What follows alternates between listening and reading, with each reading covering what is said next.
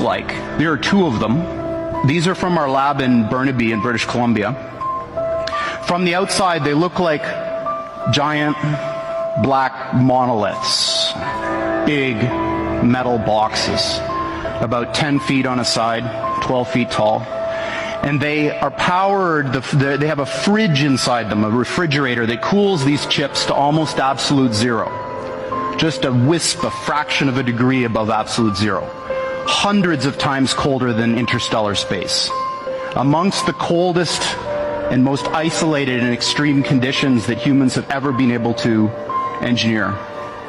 These fridges, interestingly enough, which are called pulse tube dilution refrigerators, have a thing called a pulse tube, which emits a sound roughly once per second, which sounds eerily like a heartbeat.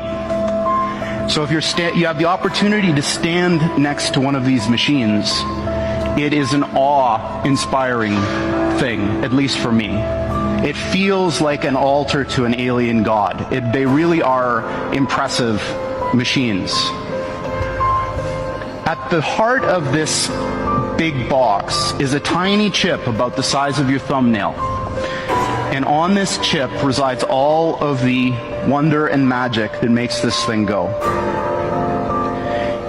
In quantum mechanics, there's this concept that a thing can exist in two states which are mutually exclusive at the same time, quote unquote. And I'm using those words because the English language was developed before we had concepts to describe what these things actually are doing.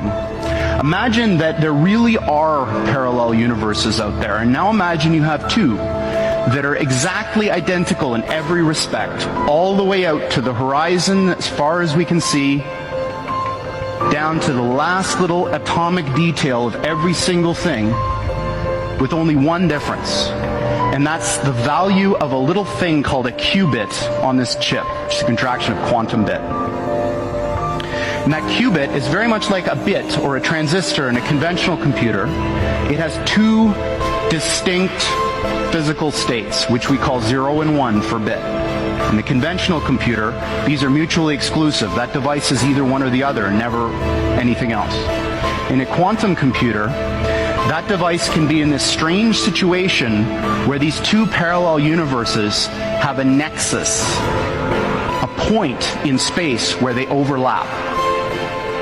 And when you increase the number of these devices, every time you add one of these qubits, you double the number of these parallel universes that you have access to.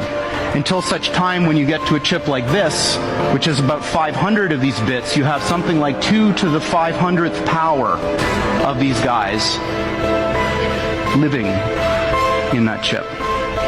So the way I think about it is that the shadows of these parallel worlds overlap with ours. And if we're smart enough, we can dive into them and grab their resources and pull them back into ours to make an effect in our world. Now this may sound very odd to you and bizarre, and in fact I am using language that a normal theoretical physicist probably wouldn't use, but this is, what I'm telling you is absolutely correct and in line with the way that these things actually work. The doubling of the number of these qubits on the chip has happened once a year for the past 9 years. So for the last 9 years, every year the number of these qubit devices has doubled, and it will continue to do so. All I'm offering is the truth, nothing more.